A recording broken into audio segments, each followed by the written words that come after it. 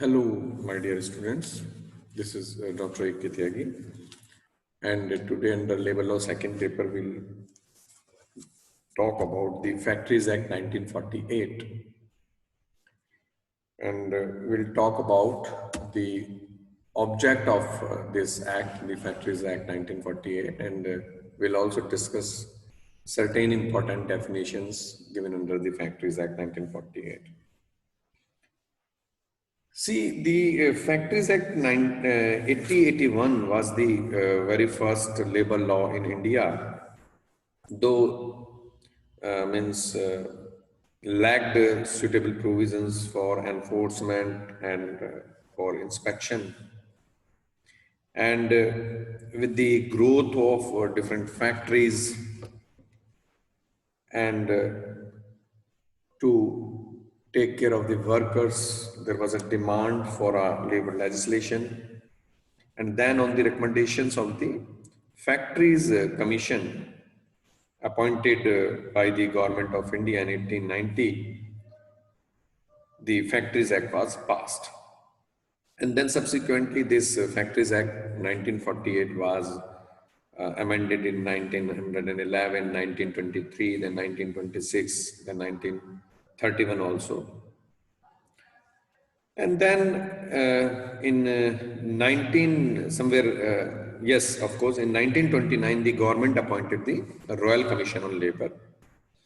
And the basic objective of this commission was, or the basic objectives of this commission were to inquire into the report, the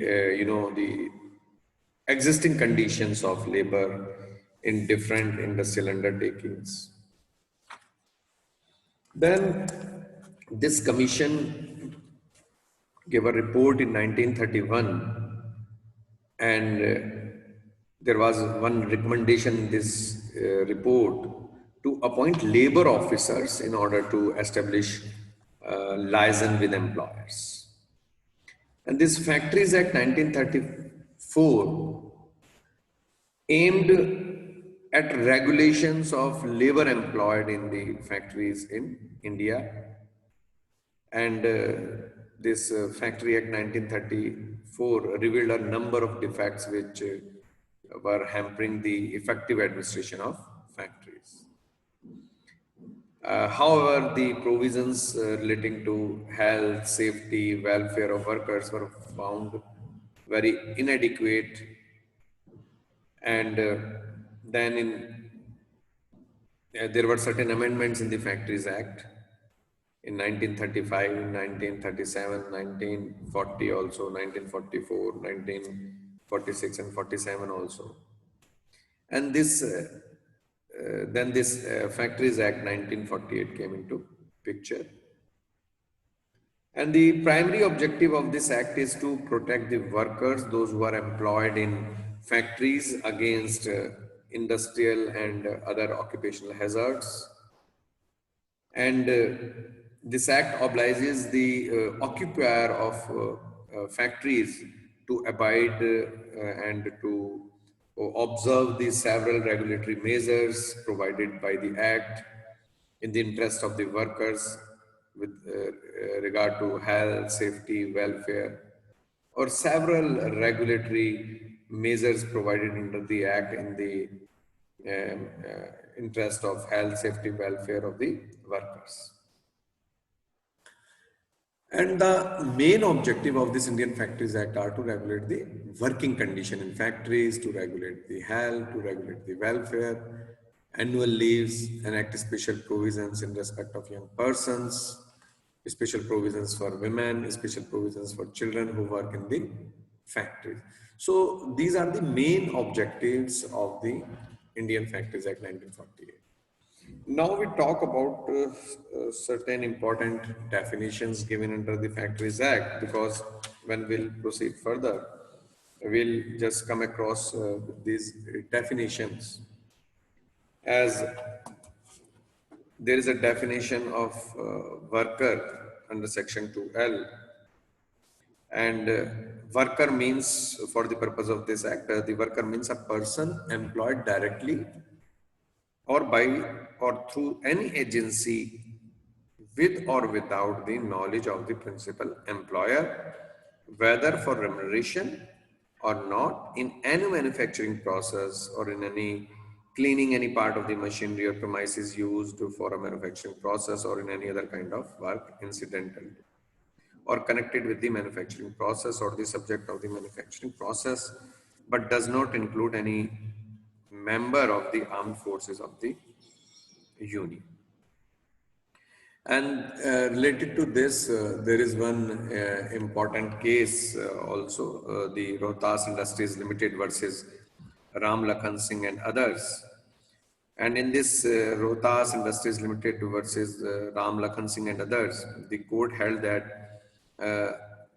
reading clause 1 of section 2 of this act, together with clause K and M thereof, it is clear that a person to be a worker within the meaning of the act must be a person employed in the premises or the apprentices of or the precincts of factory. Then when we talk about the section 2M, other definition is given, the definition of factory is given, and factory means any premises including clause first, whereon 10 or more workers are working or were working on any day of the preceding 12 months. Whereon 10 or more workers are working or were working on any day of the preceding 12 months and in any part of which a manufacturing process is being carried on with the aid of power or is ordinarily so carried on. And clause second states that whereon 20 or more workers are working or were working on any day of preceding 12 months and in the part of which a manufacturing process is being carried on without the aid of power or is ordinarily so carried. And there is an explanation, there are two explanations also given for this. Explanation one is for computing the number of workers for the purpose of this clause, all the workers is different groups and relay in a day shall be taken into account. And explanation second states that for the purpose of this clause, the mere fact that the electronic data processing unit or the computer unit is installed in any premises or part thereof shall not be constitute to make it a factory if no manufacturing process is being carried on in such premises thereof. So these are the two explanations given. And regarding this, there is one important case, Bharat Electronics Limited versus BEL Head Office Staff Association, and court holds in this case that in order to fall within the meaning of expression factory, there should be premises including precincts thereof, and in that premises there must be a manufacturing process that is carried on with the help of a workman. So this is given in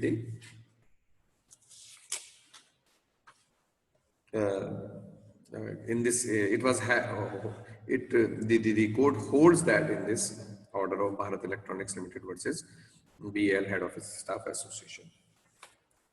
And there is one case, Gujarat Electricity Board versus State of Gujarat and another, where board has challenged the directions contained in the order passed by the second respondent, and the state of Gujarat is the first respondent. According to the petitioner, it is engaged in the business of generation and supply and distribution of the electrical energy apart from the thermal power stations. And the petitioner has also got several substations where a high voltage is converted into low voltage in these substations with the help of by using the different transformers. So however, there was no generation of the electricity done in these substations, but the petitioner contends that the substation, whether big or small, are not factories, therefore the provisions of Factories Act cannot apply to them. And since the office of the factories inspector was raising an objection in connection and was insisting that the said substation should be registered as factories even though no manufacturing activity was done at these substations, then the petitioner had addressed a letter to the first respondent. State was the first respondent, and had requested the government to instruct the chief inspector of factories not to compel the petitioner to get the substation registered as factories under the act. And the second respondent opined that the workmen employed in substations are engaged in manufacturing process in a factory within the meaning of section 2K, section 2M. So, yes, in this case, the petitioner had addressed a letter to the respondent, as I told you, and had requested the government to instruct the chief inspector of factories not to compel the petitioner to get substation registered as factories. And the second respondent opined that the workmen employed in the substation are engaged in the manufacturing process. So in the petition, it was urged on behalf of the respondent that there was no transformation of electric energy received at the two substation, and means these substation worked only to reduce energy from a high voltage to low voltage. And the process should not be process should not be treated as a transformation of energy within the meaning of section 2K clause 3 of the act. It was further submitted that all the processes, generation or transmission or transformation of electric energy took place only at these electricity or these power stations and not at the substations. So the court accepted the submission, and hence the petitioner was not required to get all its substations registered as factory. So this is an important case, Gujarat Electricity Board versus State of Gujarat and ANEDA. And now we talk about the section 2N, where under this section, the definition of occupier is given. Occupier of a factory means the person who has ultimate control over the affairs of the factory.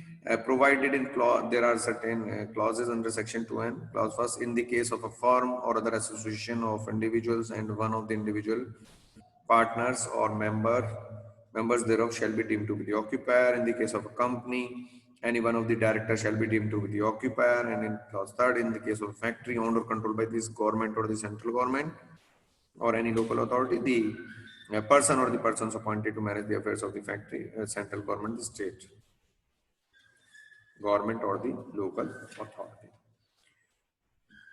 And under section 2N, there are subsections also. In subsection 1, the owner of the dock shall be deemed to be the occupier, and there are certain clauses given. And the owner in clause 2, the owner of the ship or resident master or the officer in charge of the ship. Now we talk about the section 6, which talks about the approval and licensing and the registration of the factories, where state and section 6 clause 1, section 6 subsection 1 states that the government may make rules. Clause A says that requiring the purpose for this act, the submission of the plans of any class or description of the factories to the chief inspectors of the state government. Or clause A state that requiring the previous permission in writing of the state government of the chief inspector to be obtained for the site on which the factories to be situated. And clause B state that requiring for the purpose of considering application for such permission, the submission of the plans and specifications. Clause C states under the subsection 1 that prescribing the nature of such plans and specifications and by whom they shall be certified. And clause D states that requiring the registration and licensing factories or any class of or descriptions of the factories and prescribing the fee payable for such registration and licensing. And then E, requiring that no license shall be granted or renewed unless the notice specified in section 7 has been given. And under section 6 subsection 2, if on an application the other subsection is given where the state government or the chief inspector by registered post no order is communicated to the applicant within 3 months from the date on which it was sent, the permission applied for the registration or through the application, that application shall be deemed to have been granted. And subsection 3 says that where a state government of a chief inspector refuses to grant permission of the site, then construction or extension of a factory or the registration of a licensing of a factory, the applicant may within 30 days of that fact within 30 days of that date of such a refusal, appeal to the central government if the decision, appealed from was of the state government and the state government in any other case. So this section 7 talks about the licensing or approvals or the registration of the factories. So this is all about for this deliberation, my dear students. The object of the Factories Act, and we have discussed the certain important definitions also. For that you may refer the WARE Act also. Thank you so much. Just go through these slides and I believe this will help you. Thank you so much. Take care.